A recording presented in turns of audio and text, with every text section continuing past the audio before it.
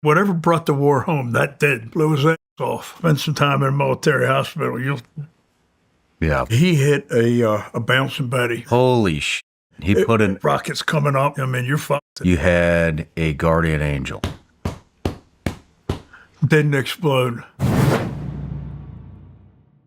We're picking up at the hospital. Yep.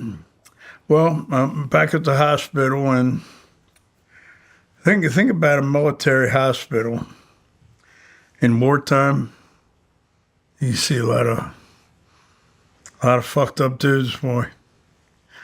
And man, it's just really, really screwed up.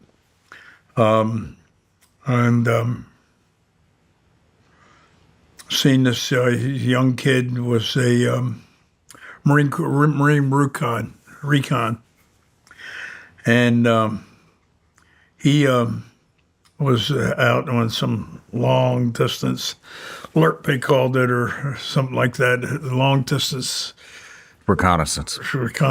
Yeah. And he hit a bouncing Betty.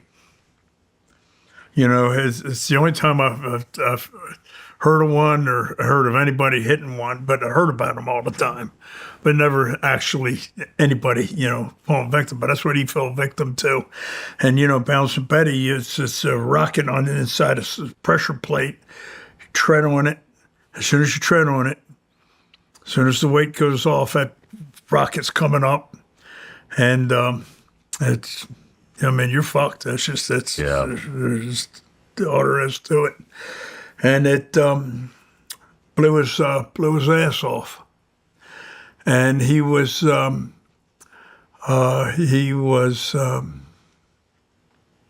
completely paralyzed. And the guys would take turns. He was sandwiched between two boards and a device that had a opening for his groin, and this was his tail. And we would take turns turning comic book pages for him. And I felt so sorry for that guy. And I mean, and other stuff you'd see, it's just so fucked up. Thing I remember one of the hardest thing is about that. I mean whatever brought the war home, that did. I mean, he spent some time in a military hospital. You'll see. And Navy lost my payroll records, so I couldn't go off base. I used to say to some of the guys, I had to have some civilian clothes and some money to go off base. And I'd say, can you loan me some money and your civvies? And so I could go on Liberty. He says, I like you, man, but not that much. Oh, God. Jeez. I read somewhere, or maybe I saw it on an interview, I can't remember, that you think that you had a guardian angel. I did. Why did you think that? So many things happened that I come out okay. Another time we're in a firefight in a village, right? Again, nobody's hit, nobody's anything. Me and this dude named Pavlovich, we go into this hooch, searching for Christ knows what. And in there is one of these little tables. And it's a long table. It's about maybe 4 feet, 5 feet, 4 feet tall. And on it is a bowl, one bowl. And in the bowl was an undetonated tonk round from the night before, when we had this guy named Cook. And Cook was one of these guys go to jail or join the Marine Corps for stealing cars. And so he, that's back when the Marine Corps was doing what it could to, fill the ranks. And so anyhow, he fired it, didn't go off. somehow landed there, but our boy Pavlovich moved his fat ass and tipped the bowl. And they had this wooden floor put in. I mean, this kind of a crappy wooden floor on the altar, and this thing hit the wood, didn't explode. Motherfucker! Now that got my attention. Mm-hmm. Yeah. So I go outside and I go, "There's no way I'm going back in there." Period. And so Cook goes back in there, and they used to have on the helmets, they'd have these big black rubber bands, right, pieces of rubber, and they would keep bug repellent, bug juice in them, right? Well, Cook put the Dud M79? Holy shit! He put an unexploded round. Yeah, was it M79? Yeah, it was the M79. Yeah, so he puts the M79 round in it, and we're walking back, and you could see you got about three guys, and then one guy watching him, and he's back about maybe 20 yards. And then 20 yards, the next closest guy, and he's walking with this thing on his head. I kept waiting for his head to just. Holy shit! And he made it. He made it. What the rest of the time with that damn thing? Oh fuck yeah, yeah. Wow. Well, let's talk about. I mean, I am curious. I mean, is there? Do you feel like you had a relationship with the guardian angel? I did, and I still do. It's just stuff I've come out of. Like for example, I'll give you this. Okay, I'm on Okinawa, and I get sent to Okinawa to get processed back to Vietnam, back to the unit. And it's been a couple of months or maybe 3 months. It's been, and I really don't know, but it was around then. Okay, so I take and get to be this doctor there. Got to be friendly with me. I thought he was a good dude, and so when I got to the point where all my wounds were healed, I said to him, I said, "Doc, I'm ready to go back," and he said, "You ready to go back?" He says, "Parson, you don't have to go back." He says, "I'll keep you here for the rest of the war." And I said, "No, I want to go back. I want to be with those guys. I mean, they were my family, right?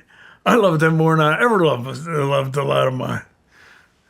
I mean, we were closer, even though it was just a month." So he said, "Okay," and he signed off. And the day that my orders come through to leave for the next day, my payroll record showed up. And so they said, "Go off base, enjoy yourself." They might have given me $700-800. I don't know how much they gave me.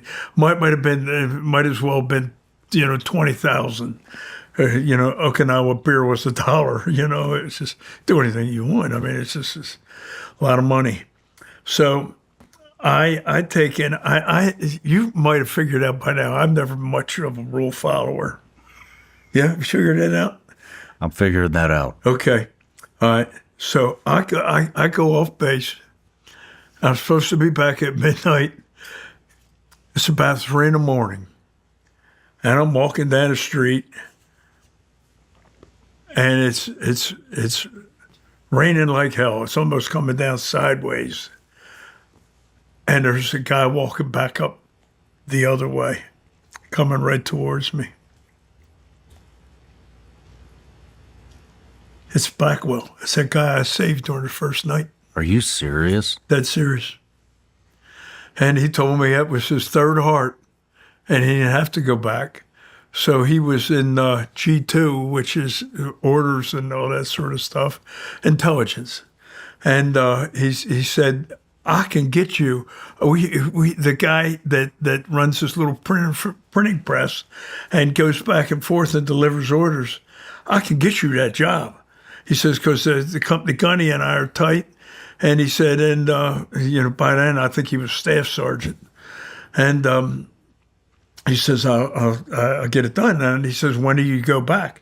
And I said, I'm supposed to 7 o'clock tomorrow morning. And this is like 3 a.m. He says, I don't think I can get it done that soon. And I said, brother, that's okay. That's okay, because I was kind of looking forward to seeing the guys anyhow. So, we part. I tell him where I'm at, so forth. We part, and he goes this way, I go mine. And I go back, immediately get arrested. They take me to the officer today.